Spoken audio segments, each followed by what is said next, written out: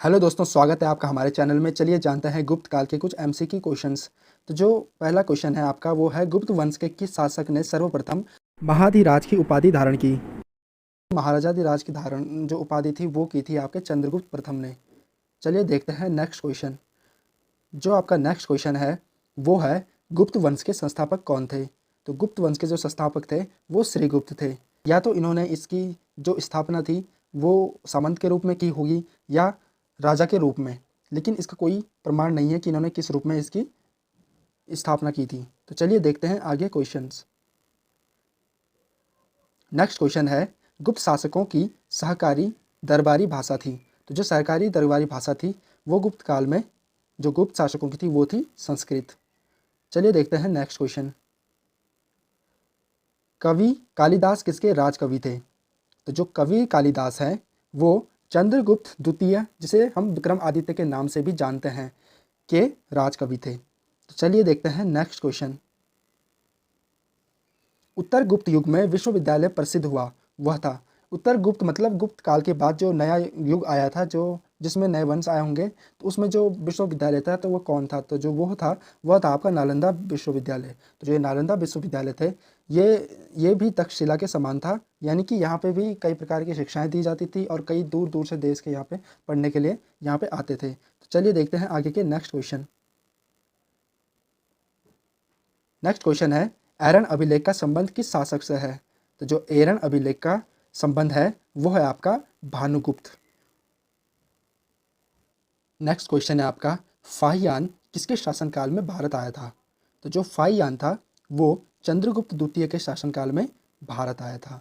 ये आप ध्यान रखें कि वो चंद्रगुप्त द्वितीय के शासनकाल में ही भारत आया था, क्योंकि ज़्यादातर लोग कन्फ्यूज हो जाते हैं। नेक्स्ट क्वेश्चन है आपका, किस गुप्तकालीन शासक को कविराज कहा गया है? तो कविराज समुद्रगुप्त को कहा गया है। समुद्रगुप्त एक योग्य शासक था। तो चलिए देखते हैं नेक्स्ट क्वेश्चन। नेक्स्ट क्वेश्चन है, चंद्रगुप्त द्वितीय ने विक्रम आदित्य की उपाधि कब धारण की थी? तो जो चंद्रगुप्त द्वितीय था उसने विक्रम आदित्य की जो उपाधि थी उसने धारण की थी जब उसने शकों का नाश कर दिया था। यानी शकों का उन्मूलन करने के बाद उसने क्या किया था, चंद्रगुप्त द्वितीय ने विक्रम आदित्य की उपाधि धारण कर ली थी, जो शकों का उन्मूलन करके। तो चलिए देखते हैं नेक्स्ट क्वेश्चन। नेक्स्ट क्वेश्चन है, गुप्त काल के सर्वाधिक लोकप्रिय देवता कौन थे? तो गुप्त काल में सबसे ज़्यादा जो जाने जाते थे देवता वो थे हमारे विष्णु।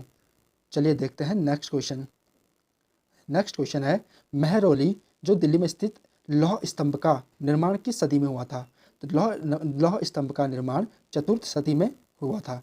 तो जो चतुर्थ सदी ईस्वी थी उसमें इसका निर्माण हुआ था, और जो लौह स्तंभ है वो हमें गुप्तकालीन वैज्ञानिक दृष्टि से एक झलक दिखाता है कि उस टाइम पे वैज्ञानिक दशा कैसी रही होगी, क्योंकि ये लौह स्तंभ अभी भी वैसे ही खड़ा हुआ है जैसे ये उस टाइम पे था, जबकि इसे वहाँ से इससे पहले कहीं और था। और इस पे एक शायद ऐसी परत चढ़ाई गई है जिससे इस पे जंग नहीं लगता है। इससे पता चलता है कि उस टाइम पे कुछ ऐसे द्रव्य उन्होंने कुछ ऐसी पॉलिश बनवाई होगी जिससे कि ये आज तक खराब नहीं हुआ है।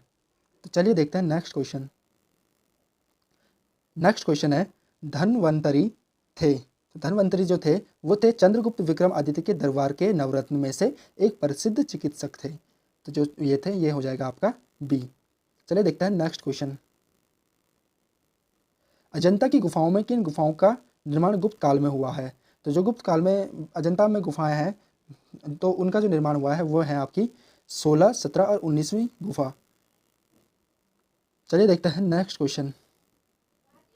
नेक्स्ट क्वेश्चन है, अमरकोश के लेखक अमर सिंह ने किस शासक के दरबार नेक्स्ट क्वेश्चन है, अमरकोश के लेखक अमर सिंह किस शासक के दरबार से जुड़े थे?